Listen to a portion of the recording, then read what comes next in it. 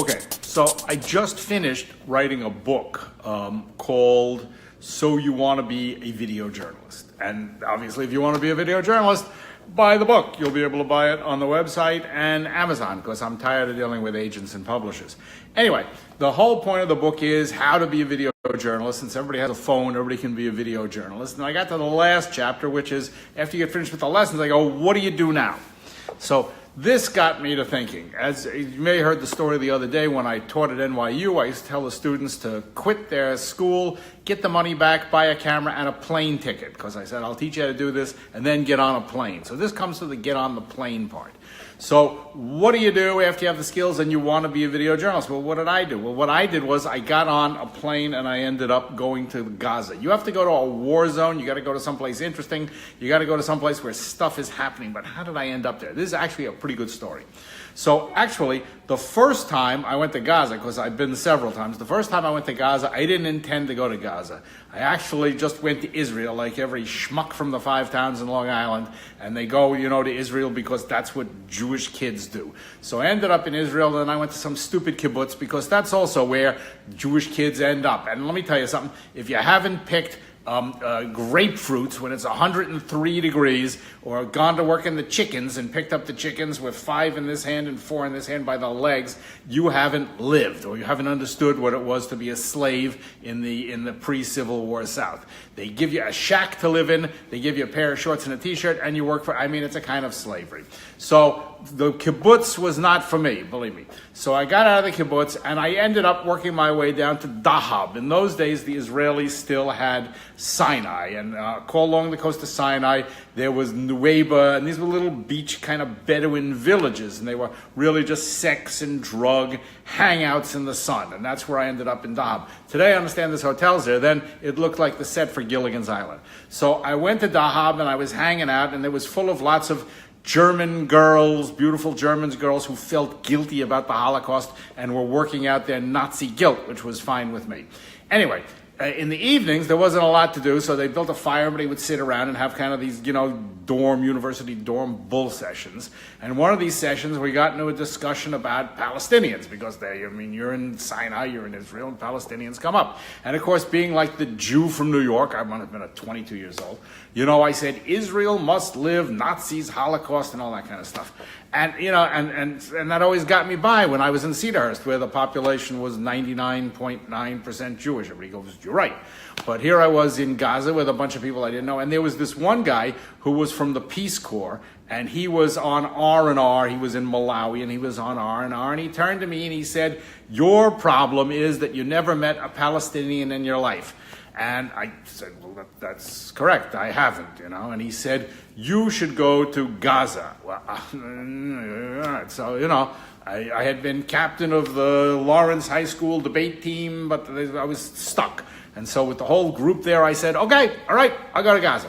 So I didn't know going to Gaza, didn't know what I mean. So the next day I got on the bus and I went from Dahab and I went to Tel Aviv and I went to the tourist authority in Tel Aviv, and saw this little old lady with the purple and silver hair is behind the desk, and she goes, where do you want to go? Can I help you? And I said, I want to go to Gaza. And she was like, I said, I want to go to Auschwitz. So she said, you can't go there. I said, what do you mean I can't go there? Look, it's on the map. In those days, the Israelis still controlled Gaza. I said, it's on the map. I want to go to Gaza. She said, you can't go there. You want to go to a kibbutz. And she gave me a bunch of brochures to go to kibbutzes. And I was going to argue with her. So I said, fine. I took the brochures and I threw them out because I already been down that trip. I didn't want to do that. But I looked on the map and I saw the nearest Israeli town was Ashkelon, where actually there's a cement factory. And actually, Palestinians in those days used to work in the cement factory. So I went to Ashkelon and I hung out in the cement factory. And after a couple of days, I met some Palestinians who commuted from Gaza in the days when you could still get across the border. And I hung out with them, and then finally I convinced them to give me a ride into Gaza. Well, it's only like 12 miles away. It's not such a big deal, but you're actually crossing like you could be going to communist China. It's so different, even though they're right next to each other. It's a completely different world.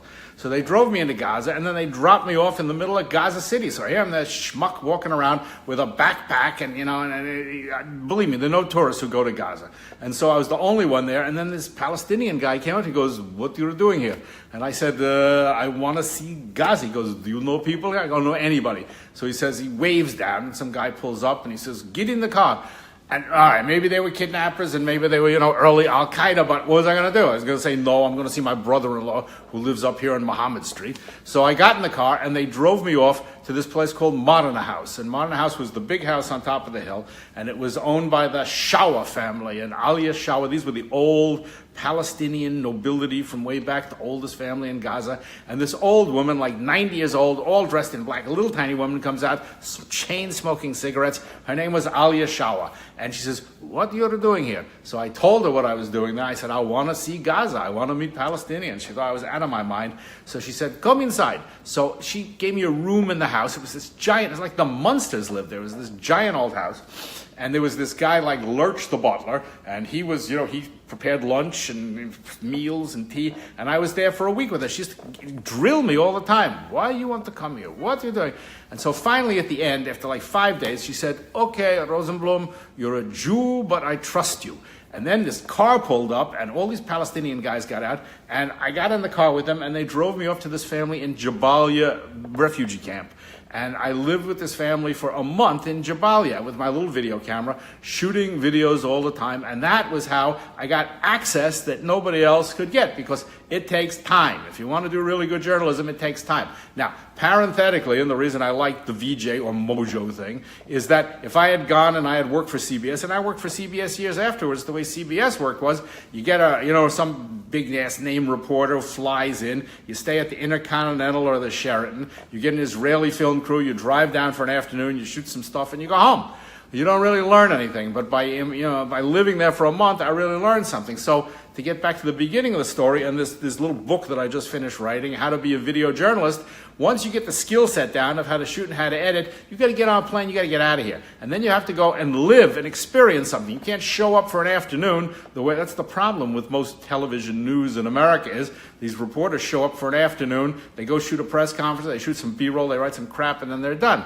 You have to really go and experience and inject yourself, embed yourself into this thing, and live it the way any great print journalist, any great writer would do. And my inspiration for journalism has always been people who write, and like David Halberstam. I love his stuff, and the reason I love him as a journalist because he injects himself into a story, he lives it, he understands what he's talking about, which probably doesn't happen in television, but it can happen now, and that's the whole point of the whole VJ thing, and that's why we tell you, you have the phone, you have the edit, and now you can live the experience and you can really do some decent work because you're not paying a cameraman every day, and you're not schlepping all that stupid equipment around. So, to get back to where we began, first, keep your eye on the site, thevj.com, because I'm going to be posting the book. I just finished it, and like I said, screw the agents. I'm going to publish this myself and sell it myself. Maybe I'll put it on Amazon. It's an instructional guide on how to change your life, get on a plane, travel around the world, and do real journalism with real video, which is something that you hardly ever see, but I think you're going to start seeing it in the future.